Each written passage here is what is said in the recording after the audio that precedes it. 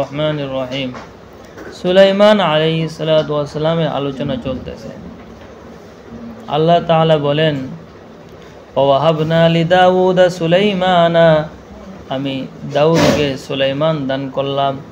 নি'মাল আবদু, আর সুলাইমান কতই না উত্তম বান্দা।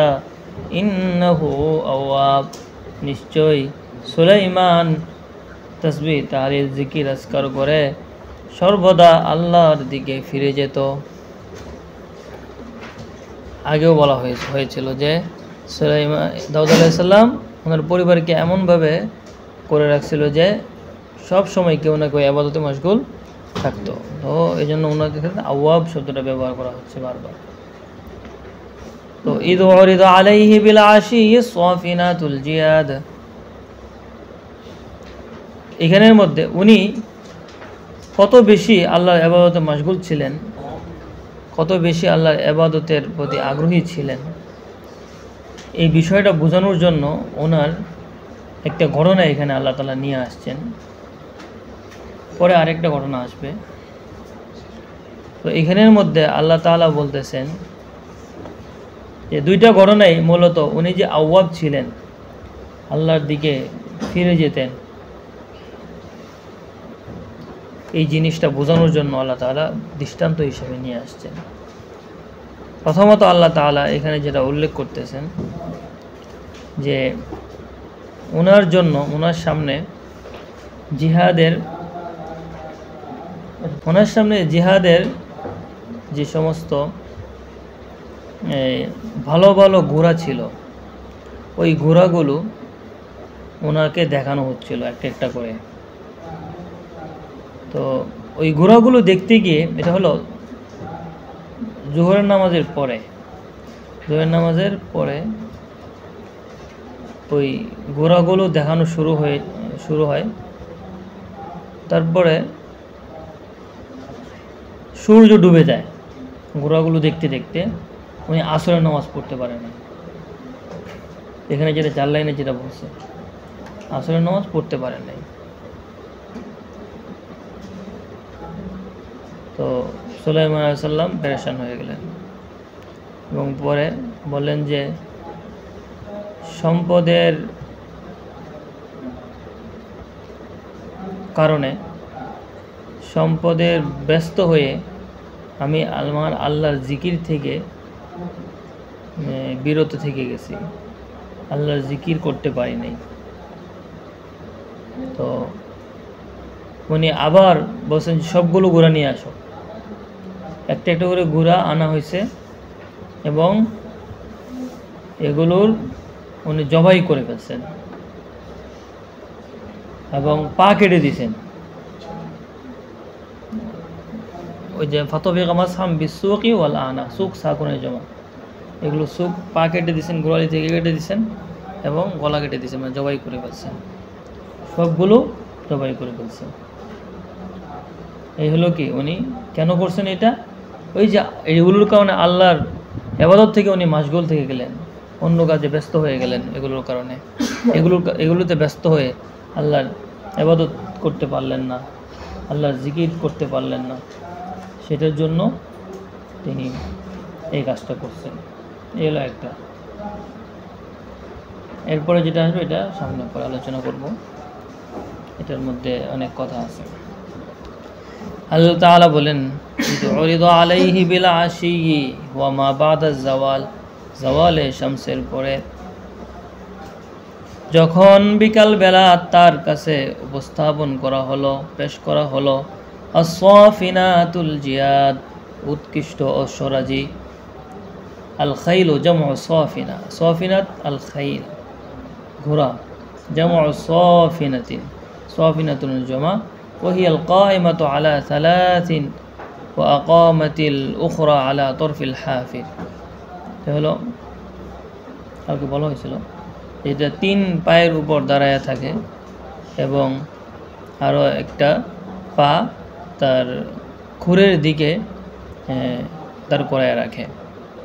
ওহুয়া মিন সফানা ইয়াসফিনু সুফুনান থেকে আসছে। আল জিয়াদ জামা জাওয়াদিন, জাওয়াদুনের জামা হলো জিয়াদ। ওহুয়া সাবিক, এটা হলো খুবই দ্রুত গতিতে চলা ঘোড়া। আল মানা আন্নাহা সাকানান, যখন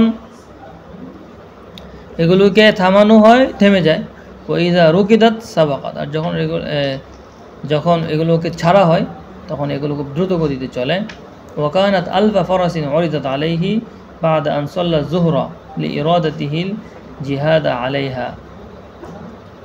বলতেছে যে সুলাইমান আলাইহিস সালামের কাছে 1000 ঘোড়া আনা হলো জোহরের নামাজের পরে। উনি জিহাদের জন্য এই ঘোড়াগুলোকে তৈরি করা হয়েছিল, ঘোড়াগুলোকে আনা হয়েছিল এবং এগুলো দেখতেছিলেন ঘোড়াগুলো। তো ফাইন্দা বুলুগিল আরদি মিনহা 900 ঘোড়া যখন দেখানো হয়ে গেল, গরাবাতি শামসু, সূর্য ডুবে গেল। ওয়ালাম ইয়াকুন সাল্লাল আসরা, এবং তিনি আসরের নামাজ পড়তে পারেন নাই। ফাগতাম্মা, করে তিনি পেরেশান হলেন, চিন্তিত হয়ে গেলেন। ফাকালা, অতঃপর তিনি বললেন, ইন্নী আহবাবতু হুব্বাল খাইরি আন যিকরি রাব্বি, আমি সম্পদের মহব্বতে আমার রবের ইবাদত থেকে, আমার রবের জিকির থেকে আমি বিরত থেকে গেলাম। যে আমি সম্পদকে ভালোবাসলাম আমার রবের জিকিরের চাইতে বেশি, অর্থাৎ সম্পদের মশগুল হয়ে আমি আমার রবের ইবাদত থেকে বিরত থেকে গেলাম। হুব্বাল খাইর আইল খাইর, এখানে খাইর হচ্ছে যেহেতু ঘোড়ার কথা বলা হয়েছে, ঘোড়াগুলো দেখতেছে, ঘোড়াও তো সম্পদের অন্তর্ভুক্ত। এই সলাতিল আসরি আন যিকরি রাব্বি, এখানে জিকির দ্বারা আসরের নামাজ উদ্দেশ্য নেওয়া হয়েছে। হাত্তা তাওয়ারাত আই শামসু বিল হিজাব, এমনকি সূর্য পর্দায় ঢেকে গেল, সূর্য ডুবে গেল। আই ইস্তাতরাত বিমা ইয়াহজিবুহা আনিল আবসার, যে সূর্যটা লুকিয়ে গেল কিসের মাধ্যমে?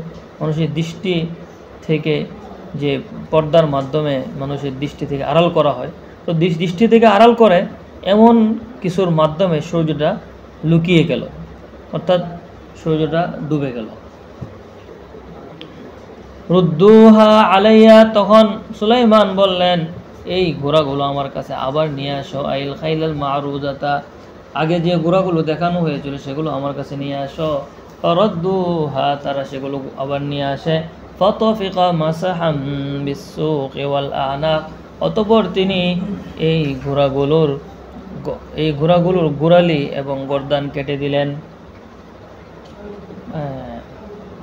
কাতলান বিসসাইফি, যে ফাতাফিকা মাসাহাম বিসসাইফি, মাসাহাম মানে তো কি স্পর্শ করা আর কি।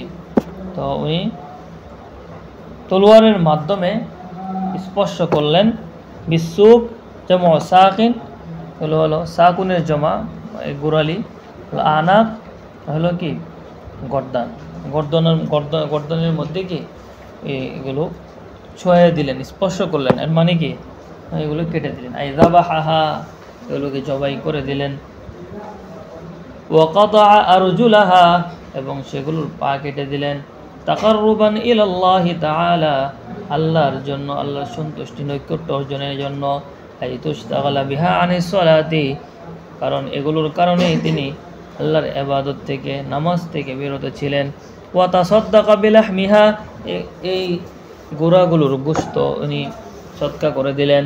ফাআওয়াদাহুল্লাহু খায়রাম মিনহা ওয়া আসরা, এবং আল্লাহ তাআলা এগুলোর বিনিময়ে আরও ভালো কিছু তাকে দান করলেন। ওয়া আসরা, এবং এগুলো চাইতে আরও দ্রুত গতিতে যেটা চলে সেটা দান করলেন। সেটাকে ওয়াহিয়ার রিহু তাজরি বিআমরিহি কাইফা শাআ, এটা হলো এই বাতাস। এই বাতাস, এই ঘোড়াগুলো খুবই দ্রুত গতির ঘোড়া ছিল, খুবই উৎকৃষ্ট ঘোড়া ছিল, খুবই দ্রুত গতিতে চলতে পারতো, কিন্তু এগুলো আল্লাহর জন্য কোরবানি করে দিচ্ছেন, যার কারণে আল্লাহ তাআলা এই ঘোড়ার চাইতেও আরও দ্রুত গতিতে চলতে পারে যে বাতাস, এই বাতাসকে তার অধীনস্থ করে দিলেন। সামনে আসবে যে বাতাস তাজরি বিআমরিহি রুখাআন হাইথু আসাব, এটা সামনে আসবে। এই হলো তার একটা ঘটনা, যে আল্লাহর প্রতি উনি এত বেশি আল্লাহর সন্তুষ্টির জন্য আগ্রহী ছিলেন, সন্তুষ্টির প্রতি এত বেশি উনি লোভী ছিলেন যে আল্লাহর ইবাদত করতে না পারার কারণে ওনার উৎকৃষ্ট ঘোড়াগুলোকে পর্যন্ত উনি সবগুলোকে জবাই করে দিয়েছেন। পরে এখানে আরও একটা ঘটনা আসতেছে, যেটার মধ্যে যে ঘটনাটা এই খুব কল্পকাহিনীর মাধ্যমে এটাকে খুব সুন্দরভাবে সাজানো হয়, যেটা আল্লামা মহল্লিও এখানে নিয়ে আসছেন এই ঘটনাটা, কিন্তু এটা প্রকৃত ঘটনা নয়। কারণ কিন্তু এই আয়াতের সঠিক তাফসীরটা হাদিসের মধ্যে আছে, সহিহাইনের হাদিসের মধ্যে আছে। তো সঠিক ব্যাখ্যা সহিহাইনে আছে। আমরা আগে ভুল ব্যাখ্যাটা শুনবো, ভুল ঘটনাটা, কল্পকাহিনী যেটা আমাদের এই তাফসীর জালালাইনের মধ্যে যে ঘটনাটা আছে সেটা আমরা শুনবো, তারপরে আমরা সঠিক ব্যাখ্যার দিকে যাব। এই ভুলটা শুনে নিই। তো ওনার এই যে এখানে ওয়ালাকাদ ফাতান্না সুলাইমান, আল্লাহ তাআলা বলছেন ওয়ালাকাদ ফাতান্না সুলাইমানা, আমি সুলাইমানকে পরীক্ষায় ফেললাম, ওয়া আলকাইনা আলা কুরসিহি জাসাদান, এবং তার সিংহাসনের মধ্যে আমি একটা দেহ ফেলে রাখলাম, সুম্মা আনাব, অতঃপর সুলাইমান আমার দিকে ফিরে আসলেন। এই যে ঘটনা, ফিরে এসে তারপরে দোয়া করছেন, ক্বালা রব্বিগফিরলি, আল্লাহ আমাকে ক্ষমা করেন, ওয়াহাবলি মুলকান লা ইয়ানবাগি, দোয়া আছে। তো কোন ফিতনায় আল্লাহ ফেলছিলেন, সুলাইমানকে কোন পরীক্ষায় আল্লাহ ফেলেছিলেন, এই ব্যাপারে যে কল্পকাহিনীগুলো ঘটনা করা হয়, এর মধ্যে একটা কাহিনী হলো যে সুলাইমান আলাইহিস সালাতু ওয়াস সালাম তিনি, তার রাজত্ব ছিল একটা আংটির মধ্যে। এই আংটির মধ্যে ইসমে আজম লেখা ছিল, এটার মাধ্যমে উনি রাষ্ট্র পরিচালনা করতেন, ওনার রাজত্ব পরিচালনা করতেন। ওনার রাজত্ব নাকি এই আংটির মধ্যে ছিল। তিনি একদিন বাইতুল খালা, উনি হাজত পুরা করার জন্য বাইতুল খালায় যাওয়ার আগে এই আংটিটা ওনার এক স্ত্রীর কাছে রেখে গেছেন। এখানের মধ্যে আছে, স্ত্রীর নাম ছিল আমিনা।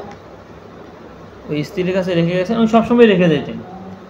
তো একদিন এভাবে রেখে গেছেন। তো উনি বাইতুল খালায় ঢোকার পরে,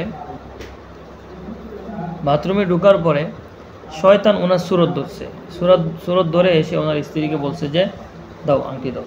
তো স্ত্রী মনে করছে সুলাইমান, উনি দিয়ে দিছে। ওই আংটি নিয়ে ওনার সব রাজত্ব সে কেড়ে নিছে শয়তানে। তখন সুলাইমান আলাইহিস সালাম বাথরুম থেকে বের হয়ে স্ত্রীকে বলছে যে আংটি দাও। এর মধ্যে কি হলো, সে আংটিটা নিয়ে যাওয়ার পরে সুলাইমান আলাইহিস সালামের চেহারার আকৃতি পাল্টে গেছে, সুলাইমান হিসেবে ওনাকে চেনা যাচ্ছে না। তো উনি যখন বাথরুম থেকে বের হয়ে ওনার স্ত্রীকে বললেন যে আংটি দাও। বলছে আপনি কে? বলছে আমি তো সুলাইমান। বলছে না না, সুলাইমানকে একটু আগে আংটি দিলাম।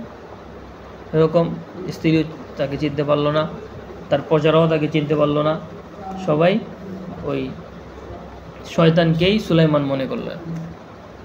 ওই ওয়ালকাইনা আলা কুরসিহি জাসাদান, মানে ওই এই যে জিনটা, যে শয়তানে ওনার আংটিটা নিয়ে গেছিল, ওই তার সিংহাসনে তাকে আলকাইনা আলা কুরসিহি জাসাদান, মানে এই শয়তানকে তার সিংহাসনে বসালাম আমি, এই ব্যাখ্যা করছে আর কি। তো পরে কোনোভাবে এই শয়তানের হাত থেকে আংটিটা পড়ে যায় সাগরে, আর সাগরে একটা মাছে খেয়ে ফেলে। মাছে খেয়ে ফেলার কারণে এই মাছটা সুলাইমান আলাইহিস সালাম তো রাজত্ব যখন হারায় ফেলছেন, তখন কাজ করেন, মানুষের দিনমজুর, মানুষের কাছে কাজ করে টাকা উপার্জন করেন, কুলির কাজ করেন। কিসের কাজ? কুলির কাজ করেন। তো একদিন এক ব্যক্তির কুলির কাজ করছেন সুলাইমান আলাইহিস সালাম, সে এটার বিনিময়ে ওনাকে একটা মাছ দিছে। এই মাছটা সুলাইমান আলাইহিস সালাম মাছটা নিয়ে আসছেন, আনার পর এটা যখন কাটার পরে আংটিটা পাইছে, উনি আবার রাজত্ব ফিরে পেয়েছেন। মাছের পেটে আংটি, রাজত্ব, মাছের পেটে রাজত্ব। এই মাছটা কাটার পরে এই আংটিটা পাইছেন, উনি রাজত্ব ফিরে পাইছেন। সুম্মা আনা, অতঃপর কি রাজা সুলাইমানু ইলা মুলকিহি বাদা আইয়ামিন, 40 দিন পরে তিনি তার রাজত্ব আবার কি ফিরে পেয়েছেন। এইগুলো হলো গাল গল্প, এগুলো কি গাল গল্প বানানো হয়েছে। এটা কি সঠিক ব্যাখ্যা নয়।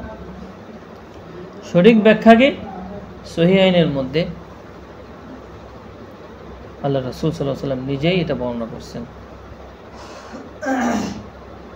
তো সহিহ ব্যাখ্যা আমরা পরে পড়ি, আগে এখানে মুসান্নিফ যেটা বলছে এটা পড়ে ফেলি, তারপরে হাদিসটা পড়বো, ঠিক আছে?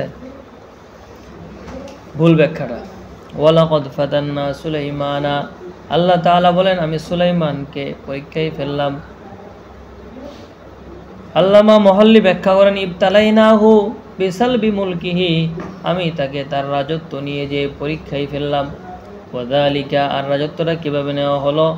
লিতাজাউজিহি বিমরাতিন হাওয়াহা, সুলাইমান আলাইহিস সালাতু ওয়াস সালাম এর একটা মহিলাকে, একটা নারীকে পছন্দ হয়েছে। পছন্দ হওয়ার কারণে সুলাইমান আলাইহিস সালাম ওই নারীটাকে বিয়ে করছেন। এই কারণেই আমি সুলাইমানকে তার রাজত্ব নিয়ে তাকে পরীক্ষায় ফেললাম। ওয়াকানাত তা'বুদুস সানামা ফি দারিহি মিন গায়রি ইলমিহি, এই মহিলাটা সুলাইমানের রাজপ্রাসাদেই থাকতো। এই মহিলাটা মূর্তি পূজা করত, কিন্তু সুলাইমান জানতেন না। আর সুলাইমান এই মহিলাটাকে বিয়ে করছেন, যার কারণে সুলাইমানের পরীক্ষা করেছি আমি, সুলাইমানকে পরীক্ষায় ফেলেছি তার রাজত্ব নিয়ে যে। ওয়াকানা মুলকুহু ফি খাতামিহি, আর তার রাজত্বটা তার এই আংটির মধ্যেই ছিল।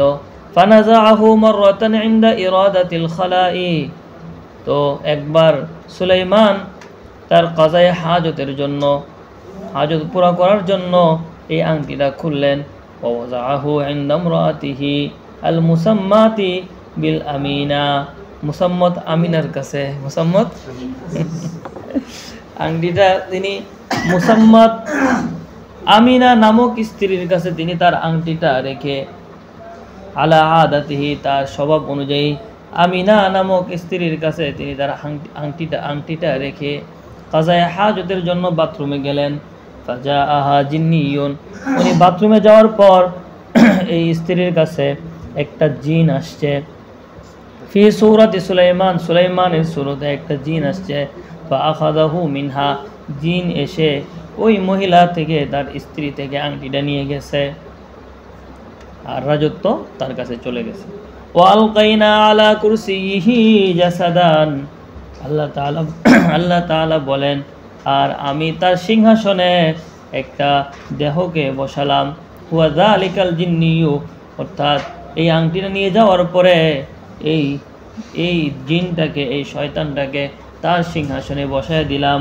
ও হুয়া সখরুন আও গায়রুহু, আল্লামা মহল্লি বলেন এটার নাম সখর অথবা অন্য কিছু। জালাসা আলা কুরসিয়্যি সুলাইমান, সে সুলাইমানের সিংহাসনে বসে গেল। ওয়া আকাফাত আলাইহি তৈরু ওয়া গায়রুহা, সাথে সাথে সুলাইমানের অধীনস্থ যা কিছু আছে, যত পাখি ইত্যাদি যা কিছু আছে সব কিছু তার অধীনস্থ হয়ে গেল। ফাখরাজা সুলাইমানু ফি গায়রি হায়াতিহি, এরপরে এই শয়তানে তার সিংহাসনে বসার পর সুলাইমান বাথরুম থেকে তার যে সূরত আছে ওই সূরত ছাড়া অন্য সূরতে বের হলেন, তার আকৃতিতে বের হলেন না, মানে তার চেহারা পরিবর্তন হয়ে গেছে। ফারাআহু আলা কুরসিহি, তখন তিনি তার সিংহাসনে এই শয়তানটাকে দেখতে পেলেন। ওয়া ক্বালা লিন-নাসি, তখন তিনি মানুষদেরকে বললেন আনা সুলাইমানু, আমি সুলাইমান। ফাআনকারুহু, তার চেহারা পরিবর্তন হয়ে যাওয়ার কারণে কেউ তাকে চিনতে পারল না। সুম্মা আনাব, অতঃপর তিনি ফিরে আসলেন। রাজা সুলাইমানু ইলা মুলকিহি বাদা আইয়ামিন, আল্লামা মুহল্লি বলেন অর্থাৎ সুলাইমান 40 দিন পরে, কিছুদিন পরে, অর্থাৎ 40 দিন পরে তার রাজত্ব ফিরে পেলেন। কিভাবে? বিআন ওয়াসালা ইলাল খাতামি, তিনি কোনোভাবে এই আংটিটার কাছে পৌঁছে গেলেন। পালা বিসাহু, আর আংটিটা পরে নিলেন। ও জালাসা আলা কুরসিহি, আংটি পরার পর তার রাজত্ব ফিরে আসলো, তিনি তার সিংহাসনে বসে গেলেন। আল্লামা মুহল্লির ব্যাখ্যা, যেটা একটা গাল গল্প, যেটা এই কোরআন হাদিস এটার কোনো ভিত্তি নেই। এই আয়াতের ব্যাখ্যায় সহিহ হাদিস আছে, বুখারী মুসলিমের মধ্যে সহিহ হাদিস আসছে। সুতরাং আমাদের জন্য সতর্কতা এবং আমাদের জন্য উচিত হলো সহিহাইনে যে বর্ণনা আসছে সেটাই কি মেনে নেওয়া। সহিহাইনের মধ্যে কি বর্ণনা আসছে আমরা সেটা দেখি। সেটা এখানের মধ্যে সুন্দরভাবে আছে। কি পরীক্ষা আল্লাহ তাআলা সুলাইমানকে করেছেন সেটা সহিহাইনের মধ্যে সুন্দরভাবে বর্ণিত। নবী হুরায়রা রাদিয়াল্লাহু তাআলা আনহু قال আবু হুরায়রা রাদিয়াল্লাহু তাআলা আনহু বলেন قال রাসূলুল্লাহ সাল্লাল্লাহু আলাইহি ওয়াসাল্লাম, রাসূল করিম সাল্লাল্লাহু আলাইহি ওয়াসাল্লাম বলেছেন قال সুলাইমান একদিন বললেন লা আতুফান্নাল লাইলাতা আলা 90 ইমরাতান, আমি আজকে রাতে আমার 90 জন স্ত্রীর সাথে সহবাস করব। ফি রিওয়ায়াতিন আলা মিয়াতি ইমরাতিন, আরেকটা riwayতের মধ্যে আছে আমার 100 জন স্ত্রীর সাথে আজকে রাতে আমি সহবাস করব। কুল্লুহুন্না ইয়াতি বিফারিসিন ইউজাহিদু ফি সাবিলিল্লাহ, এবং এই 100 জন স্ত্রীর ঘরে 100 জন স্ত্রীর ঘরে 100 জন যোদ্ধা জন্মগ্রহণ করবে যারা আল্লাহর রাস্তায় জিহাদ করবে। ফাকাল লাহু সাহিবুহু, তখন তাকে তার সাথী বললেন কুল ইনশাআল্লাহ, আপনি ইনশাআল্লাহ বলেন। ফালাম ইয়াকুল ইনশাআল্লাহ, তখন সুলাইমান আলাইহিস সালাম ইনশাআল্লাহ বলেন নাই। ফাতাফা আলাইহিন্না জামিআন, অতঃপর তিনি তার সব স্ত্রী এই সব স্ত্রীর সাথে সহবাস করলেন। ফালাম তাহমিল ইল্লা ইমরাআতুন ওয়াহিদা, অতঃপর তার এই 100 জন স্ত্রী থেকে মাত্র একজন স্ত্রী গর্ভবতী হলেন। তাও জাআত বিশিক্কি রাজুলিন, এই 100 জন স্ত্রী 99 জন স্ত্রী কি হয় নাই, গর্ভবতী হয় নাই, শুধুমাত্র একজন স্ত্রী গর্ভবতী হয়েছে। আর এই একজন স্ত্রীর গর্ভে যে সন্তানটা জন্মগ্রহণ করেছে সেও সম্পূর্ণ সন্তান হয়ে জন্মগ্রহণ করে নাই, অসম্পূর্ণ একটা সন্তান তার এই গর্ভবতী স্ত্রী জন্ম দিয়েছে। ওয়াইমুল্লাহিল্লাযী নাফসি বিয়াদিহি লাউ ক্বালা ইনশাআল্লাহ, আল্লাহর রাসূল বলেন আল্লাহর কসম তিনি যদি ওই দিন ইনশাআল্লাহ বলতেন লাজাহাদু ফি সাবিলিল্লাহি ফুরসানান আজমাউন, তাহলে তার 100টা স্ত্রী 100টা মুজাহিদ জন্ম দিত যারা আল্লাহর রাস্তায় একসাথে জিহাদ করতে পারত। এইটা হলো মূল ঘটনা। এটা হলো কি যে কোন ফিতনা, উনি ইনশাআল্লাহ বলেন নাই, উনি বলছিল ভালো নিয়তে বলছিল যে আল্লাহর রাস্তায় জিহাদ করবে, এরকম 100 জন স্ত্রী এই সন্তান জন্মগ্রহণ করবে। তো ইনশাআল্লাহ না বলার কারণে তিনি এই ফিতনায় পড়তে হয়েছে, পরীক্ষায় পড়তে হয়েছে। তো এখানের মধ্যে যে বলছে যে ওয়ালকাইনা আলা কুরসিহি তা জাসাদান, তার সিংহাসনে আমি একটা দেহ ফেলে রাখলাম।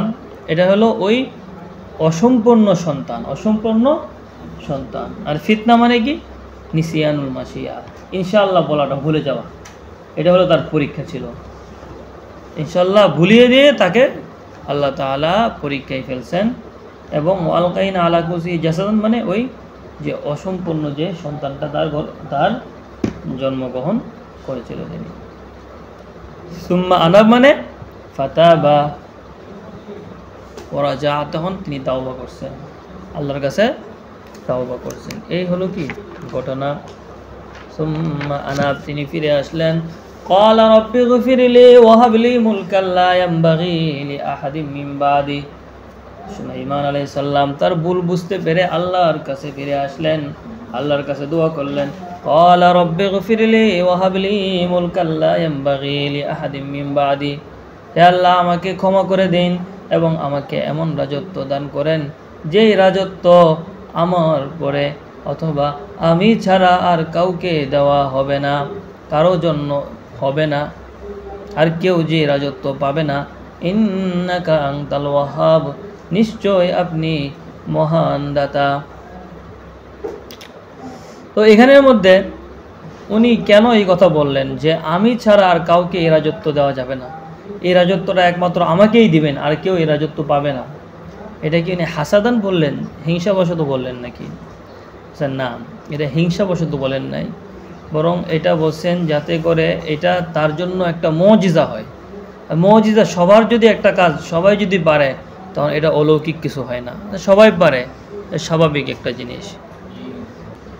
দেখেন উনি এটা কেন বলছে, যাতে করে এটা ওনার মুজিজা হয়। আর মুজিজা তো সবার থাকে না, আলাদাভাবে থাকে। আর এই মুজিজাটা, এই প্রথম কথা হলো এটার দুইটা অর্থ, যে অন্য কারো জন্য এটা হবে না, এটা দুইটা অর্থ। একটা হলো যে হ্যাঁ এটা আমার জন্য মুজিজা হবে, এটা আমার জন্য মুজিজা হবে, অর্থাৎ মুজিজা তো একজনের মধ্যেই থাকে, একজনের কাছেই থাকবে। সবার কাছে যদি একটা জিনিস থাকে তখন এটা মুজিজা হয় না, অলৌকিকতা হয় না। তো আমার মধ্যেই যদি এটা থাকবে তাহলে এটা আমার মুজিজা হবে। আরেকটা হলো এমন রাজত্ব দেন যে এই রাজত্ব কেউ যেন আমার থেকে কেড়ে নিতে না পারে, আমার থেকে কি কেড়ে নিতে না পারে। এখন এই মুজিজাটা উনি কেন চাইলেন? এই মুজিজাটা চাওয়ার কারণ কি? যে কারণ ছিল তার জামানাটা তখন মানুষের ক্ষমতা দেখানোর একটা জামানা ছিল, ক্ষমতাশীলদের কি জামানা ছিল, মানুষ রাজত্ব নিয়ে বড়াই করত, তখন রাজত্ব নিয়ে কি বড়াই করত। তো প্রত্যেক নবীকে তার জামানায় যেটা সবচেয়ে বেশি প্রচলন ছিল এবং তার জামানায় যেটা সবচেয়ে বেশি, যেটাকে উন্নতি মনে করা হতো, অগ্রগতি মনে করা হতো, সেই মুজিজাটাই প্রত্যেক নবীকে দেওয়া হয়েছে। যেমন ঈসা আলাইহিস সালাম এর যুগে জাদুর এটার খুব বেশি প্রচলন ছিল, জাদুকরদের খুব বেশি প্রচলন ছিল, জন্য তাকেও এই ধরনের মুজিজা দেওয়া হয়েছে যে জাদুর মতো। তার লাঠি হাতে নিলে এটা লাঠি, হাত থেকে ছাড়লে এটা সাপ হয়ে যায়। তো তাদের মোকাবেলা, যে জামানায় যেটা চলে সেটার মোকাবেলা করতে হলে তো এটা পেতে হবে, তাকে সবচেয়ে উত্তম জিনিসটা পেতে হবে। ঈসা আলাইহিস সালামের যুগে তখন চিকিৎসা শাস্ত্রের উন্নতি ছিল, তো ওনাকেও এই চিকিৎসার অলৌকিক একটা ক্ষমতা দান করা হয়েছিল। তিনি কাউকে স্পর্শ করলে, চোখে অন্ধের চোখে হাত দিলে চোখ ভালো হয়ে যেত, এবং কুষ্ঠরোগীরা উনি স্পর্শ করলে সুস্থ হয়ে যেত। এরকম আমাদের নবীকেও যে জামানায় পাঠানো হয়েছিল সেই জামানায় সাহিত্যের অগ্রগতি ছিল, সেই জামানায় বাকপটুতা এবং বাগ্মিতা এগুলোর খুব বেশি, শের আশার এগুলোর সাহিত্যের খুব বেশি একটা অগ্রগতি ছিল। তো আমাদের নবীকে যে মুজিজা দেওয়া হয় সবচেয়ে বড় কোরআনের মুজিজা, এটাও সব কিছুকে উতরে গিয়ে অনেক উপরে উঠে গেছে। এটার মতো কেউ আর রচনা করতে পারবে না, সাহিত্য রচনা করতে পারবে না। তো এরকম জামানার মধ্যে, জামানা অনুযায়ী যখন যেটার প্রয়োজন নবীদেরকে সেই সমস্ত মুজিজাই কি দেওয়া হয়েছে। তো ওনার জামানায় মানুষ তখন রাজত্ব নিয়ে বড়াই করতে বেশি, এগুলো সরাসরি বেশি ছিল, যার কারণে উনি এই মুজিজাটা চেয়েছেন যে আমাকেও এমন রাজত্ব দেন যেটা আর কারো থাকবে না, তাহলে তাদের সাথে মোকাবেলা করা যাবে। ঠিক আছে? তো উনি আল্লাহর কাছে এই রাজত্বটা চাইলেন যে আর কেউ যেন এরকম রাজত্ব না পায়। লি আহাদিম লা ইয়ামবাগি আই লা ইয়াকুনু লি আহাদিম মিন বাদি আই সিওয়ায়া, আমি ছাড়া আর কেউ এই রাজত্ব পাবে না। বাদি সিওয়া এর অর্থে ব্যবহার হয়, বাদুন সিওয়া এর অর্থে ব্যবহার হয়। যেমন ফামান ইয়াহদিহি মিন বাদিল্লাহ, আল্লাহ ছাড়া আর কি হেদায়েত দিতে পারে, আই সিওয়াল্লাহ, বাদিল্লাহ সিওয়াল্লাহ, এরকম মিন বাদি আই সিওয়ায়া, আমি ছাড়া। ইন্নাকা আনতাল ওয়াহাব, নিশ্চয় আপনি মহান দাতা। ফাসাখখারনা লাহুর রিহা তাজরি বিআমরিহি রুখাআন হাইসু আসাব, আল্লাহ তাআলা বলেন সুলাইমান আমার কাছে এমন রাজত্ব চাইলো যে রাজত্ব আর কাউকে দেওয়া হবে না, আমি সেই রাজত্ব তাকে দান করলাম। তার জন্য আমি বাতাসকে তার অধীনস্থ করে দিলাম। তাজরি বিআমরিহি রুখাআন, এই বাতাস তারই আদেশে ধীর গতিতে চলে। হাইতু আসাবা আই আরাদা, তিনি যেখানে ইচ্ছা, তিনি যেখানে চান সেখানেই তার আদেশে ধীর গতিতে চলে। বলছে যে তাকে আমি এই বাতাসকে তার অধীনস্থ করে দিলাম, যে বাতাস তার আদেশে ধীর গতিতে চলে। এবং ওয়াশায়াতিনা কুল্লা বান্নাইন, এবং আমি তাকে আরও শয়তান দান করলাম। শয়তান মানে কি? জিনদেরকে দান করলাম। কুল্লা বান্নাইন ইয়াবিনিল আবনিয়াতাল আজিবা, যারা আশ্চর্যজনক আশ্চর্যজনক দালান কোঠা নির্মাণ করতে পারে। ওয়া গাওয়াসিন ফিল বাহরি ইয়াস্তাখরিজুল লুলুআ, এবং আরও কিছু জিন আছে যারা সাগরের মধ্যে ডুব দিয়ে সাগর থেকে মণিমুক্তা তুলে আনতে পারে। ওয়া আখারিনা, এবং আরও কিছু দান করলাম মুকাররানিনা ফিল আসফাদ, যাদেরকে বেড়ি দিয়ে বেঁধে রাখা হতো। তো এখানের মধ্যে এমন ব্যাখ্যা আছে।